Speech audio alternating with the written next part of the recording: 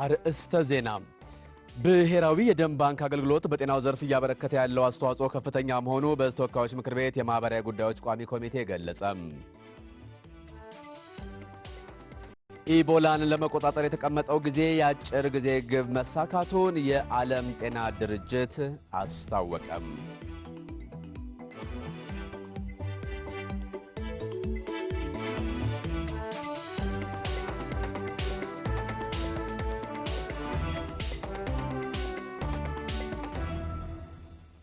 ይህ የኢትዮጵያ ብሮድካስቲንግ ኮርፖሬሽን ነው።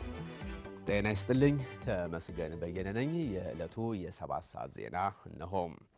በመጀመሪያም በጠቅላይ ሚኒስትር ኃይለማርያም ደሳለኝ የተመራው ከፍተኛ የልኡካን ቡድን በጀርመን የሥራ ጉብኝት ለማድረግ ወደ በርሊን ተጓዘ። ጠቅላይ ሚኒስትሩ በጀርመን ቆይታቸው ከሀገሪቱ መርሃዊ መንግስት አንጌላ ሜርኬልና ከሀገሪቱ የምክር ቤት አባላት ጋር ይወያያሉ ተብሎ ይጠበቃል። የውይይቱ ዋነኛ አጀንዳ በኢትዮጵያና በጀርመን መካከል ያለውን የፋይናንስና የቴክኒክ ድጋፍ ትብብር የበለጠ ማጠናከርን ያለመ ነው። ከጀርመን ባለሀብቶች ጋር በሚደረገው ውይይት በኢትዮጵያ ስላለው አመቺ የኢንቨስትመንት ሁኔታ ማብራሪያ በመስጠት ባለሀብቶቹ በኢትዮጵያ ባሉ የኢንቨስትመንት አማራጮች እንዲሰማሩ ጥሪ ይቀርባል ተብሎ ይጠበቃል።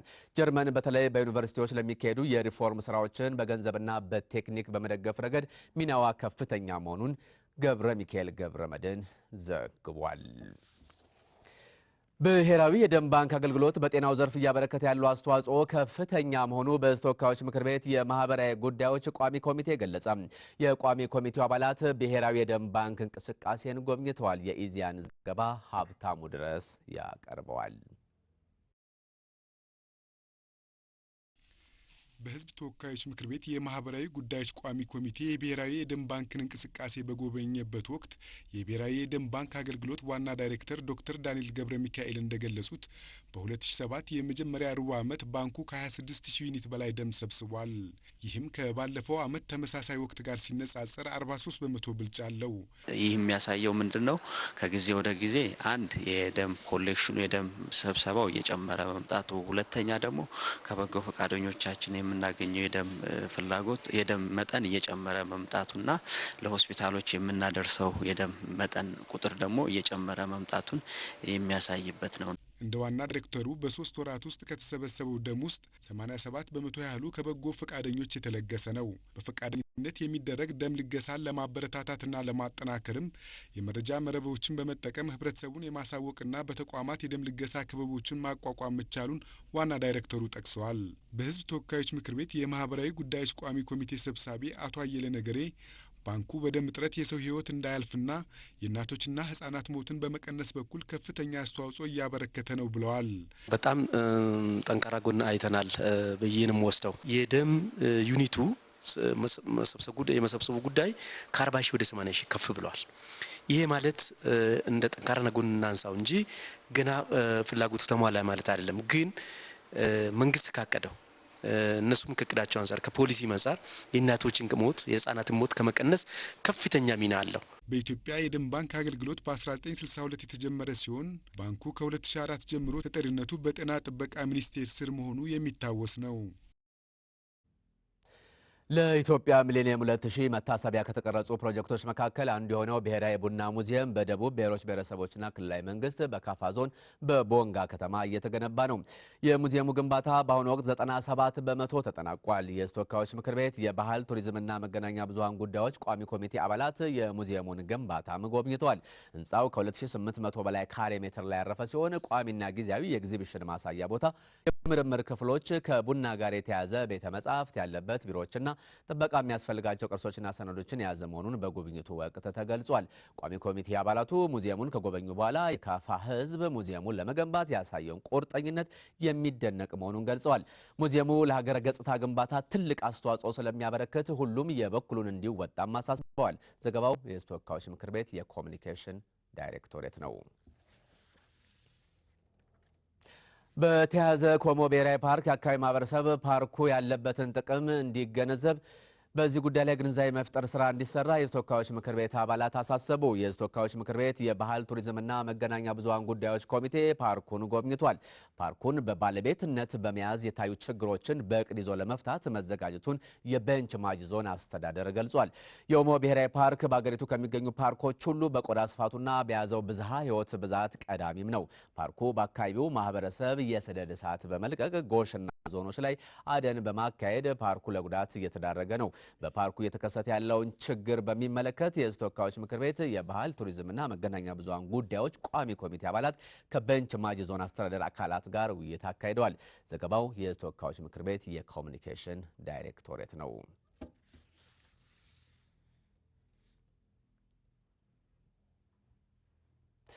በአዲስ አበባ በተለያዩ ሴክተር መስሪያ ቤቶች የተለያዩ የመልካም አስተዳደር ችግሮችን ለመፍታት በየደረጃው የሚገኝ የከተማ አስተዳደር አመራር በቁርጠኝነት መስራት እንደሚገባው ከንቲባ ድሪባ ኩማ አስታወቁ። በመልካም አስተዳደርና በአገልግሎት አሰጣጥ ጫና ያለባቸው 11 ሴክተር መስሪያ ቤቶችም ተለይተዋል። አየለ ጌታቸው ተጨማሪ አለው። በአዲስ አበባ ከተማ አስተዳደር በመልካም አስተዳደርና በአገልግሎት አሰጣጥ ጫና ያለባቸው ሴክተር መስሪያ ቤቶች ተለይተው ችግሮችን ለመፍታት ወደ ተግባር ተገብቷል። የአዲስ አበባ ከተማ አስተዳደር ከንቲባ ድሪባ ኩማ የአስተዳደር ሴክተር መስሪያ ቤቶች የመልካም አስተዳደር እቅድ ዝግጅት ውይይት ላይ እንደገለጹት የመልካም አስተዳደርና አገልግሎት አሰጣጥ ችግሮችን ለመፍታት አመራሩ በቁርጠኝነት ሊሰራ ይገባል። በበጀት ዓመቱ ከህብረተሰቡ የሚቀርቡ ጥያቄዎችና አስተያየቶችን አስተዳደሩ በመደበኛ አሰራር ለመፍታት የተለያዩ የመልካም አስተዳደር እቅዶችን መተግበር በዋነኛነት ትኩረት ሊሰጥ የሚገባው ጉዳይ መሆኑን አመልክቷል። በተለያዩ አገልግሎት ዘርፎች የሚታዩ የመልካም አስተዳደር ችግሮችን ለመፍታት አስተዳደሩ እስካሁን ባከናወናቸው ስራዎች የተሻሉ ውጤቶች ቢኖሩም የመልካም አስተዳደር እቅዶችን ወደ ተግባር ቀይሮ መሰረታዊ ለውጥ ማምጣት ላይ በአመራሩ በኩል ክፍተቶች መኖራቸውን ከንቲባው አስታውቀዋል። እቅዱ ወደ ተግባር መቀየር ነው ትልቁ ችግር የነበረው እንጂ አስተቃቀድ ከሞላ ጎደል በበቂ ሁኔታ ነው የሚታቀደው። ወደ ተግባር ቀይሮ የሚፈልገው መሰረታዊ ለውጥ ማረጋገጥ ላይ ነው ችግሩ ያለው። መሰረታዊ ለውጥ ማምጣት ያልቻልንበት ደግሞ ዋናው ምክንያት የአመራር ችግር እንደሆነ በተደጋጋሚ ተነስቷል። በመሆኑም የመልካም አስተዳደርና የአገልግሎት አሰጣጥ ችግሮችን ለመፍታት የህዝቡን እርካታ ለማረጋገጥ በአመለካከት በአሰራርና በሌሎች የሚስተዋሉ ክፍተቶችን መሙላት እንደሚገባም ከንቲባ ድሪባ ኩማ አሳስበዋል። አመራር ጋር ባለው ችግር ከሆነ መፍትሄው አመራርን ማሻሻል ነው ማለት ነው። አመራርን ማሻሻል አመራር ጋር የሚታየውን የአመለካከት የመምራት ብቃት መጓደል ማሻሻል ነው ማለት ነው የሚያስፈልገው። የከተማ አስተዳደሩ የሚያከናውናቸው የልማትና የመልካም አስተዳደር እቅዶች ተግባራዊነት ህብረተሰቡ ከአስተዳደሩ ጎን በመሰለፍ የሚያደርገውን ተሳትፎ አጠናክሮ እንዲቀጥል ከንቲባው ጥሪ አቅርበዋል። የአዲስ አበባ ከተማ አስተዳደር አቅም ግንባታ ቢሮ ኃላፊ አቶ ይስሐቅ ግርማይ በበኩላቸው በአስተዳደሩ በመልካም አስተዳደርና በአገልግሎት አሰጣጥ ጫና ያለባቸው 11 ቁልፍ ሴክተር መስሪያ ቤቶች መለየታቸውን አስታውቀዋል። መሬት አስተዳደር ስራ አስኪያጅ፣ ንግድ፣ ትራንስፖርት፣ ፖሊስ ኮሚሽን፣ ፍትህ፣ አዲስ አበባ ፍርድ ቤቶች፣ ጤና፣ ቤቶችና ኮንስትራክሽን ልማት ቢሮ የተለዩ ሴክተር መስሪያ ቤቶች መሆናቸውንም የአዲስ አበባ ኮሚኒኬሽን ቢሮ ዘግቧል። ይህ በእንዲህ እንዳለ በአዲስ አበባ በጤናው ዘርፍ የሚስተዋሉ የመልካም አስተዳደርና የአገልግሎት አሰጣጥ ችግሮችን ከህዝቡ ጋር ተቀራርቦ ለመፍታት ትኩረት ሰጥቶ በመስራት ላይ መሆኑን የአዲስ አበባ ከተማ አስተዳደር አስታወቀ። በህብረተሰቡ የሚነሱ ቅሬታዎችን መሰረት በማድረግም የጤናው ዘርፍ ባለሙያዎችና የስራ ኃላፊዎች ውይይት አድርገዋል። ዘገባው የአዲስ አበባ ኮሚኒኬሽን ጉዳዮች ቢሮ ነው የሚያቀርበው። ኬኔዲ አባተ። ጽዱና ምቹ የጤና ተቋም መፍጠር በሚል ርዕስ በአዲስ አበባ ከተማ በተዘጋጀ የንቅናቄ መድረክ ላይ የከተማው አስተዳደር ምክትል ከንቲባ አባተ ስጦታው እንዳሉት በአስተዳደሩ በጤናው ዘርፍ የሚታዩ ችግሮችን ለማቃለል በርካታ ስራዎች ቢከናወኑም ችግሩ በሚፈልገው ደረጃ አልተፈታም።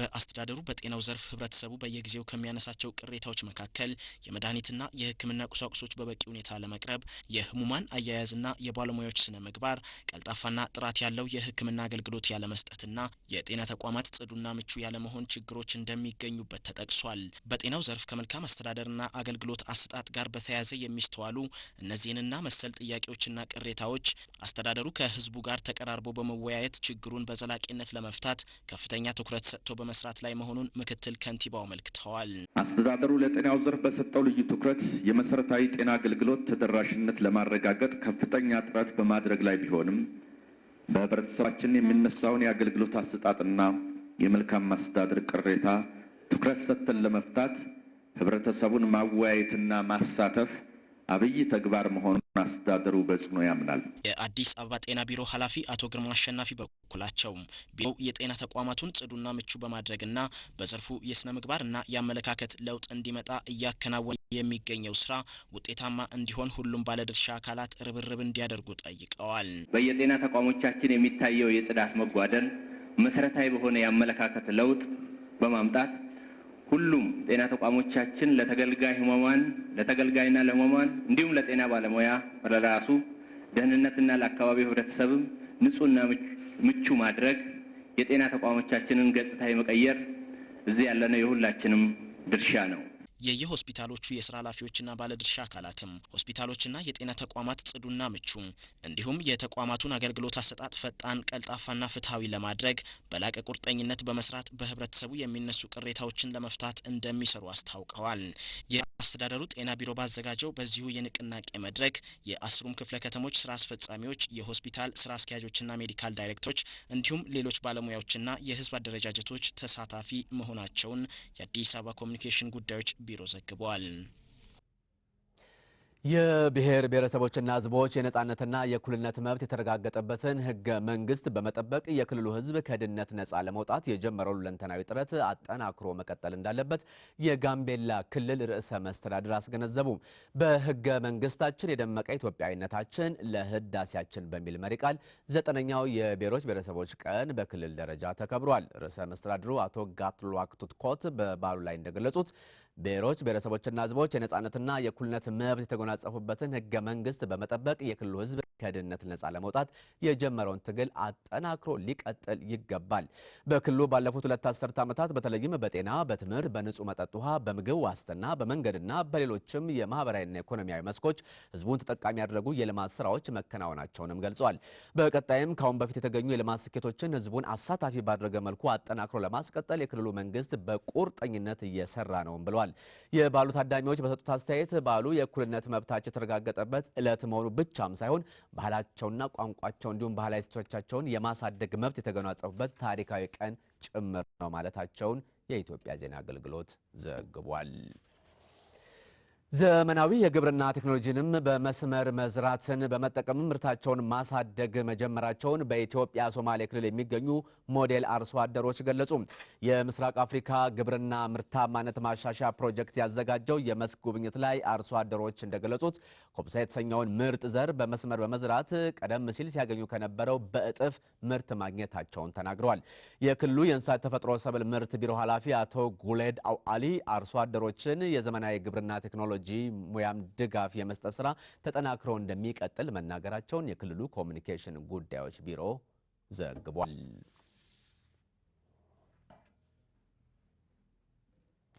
የኪራይ ሰብሳቢነት አመለካከተንና ሌሎች የልማት እንቅፋቶችን በመቅረፍ ለበለጠ ድል በጽናት እንደሚንቀሳቀሱ በድሬዳዋ የሚገኙ የብአዴን አባላት ገለጹ።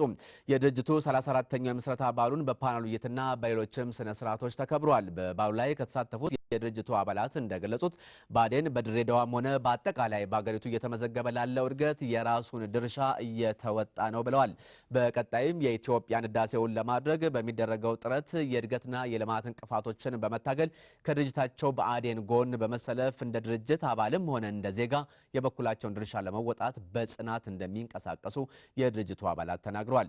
በድሬዳዋ የብአዴን አስተባባሪ ኮሚቴ ሰብሳቢ አቶ ፍቃዱ በየነ ብአዴን ቀደም ባሉ ስርዓት በዜጎች ላይ ይደርስ የነበረውን ጭቆናና ግፍ ለማስወገድ ከሌሎች አጋር ድርጅቶች ጋር በመሆን ትግል በማድረግ በአገሪቷ ዲሞክራሲያዊ ስርዓት እንዲሰፍን ማስቻሉን ተናግረዋል።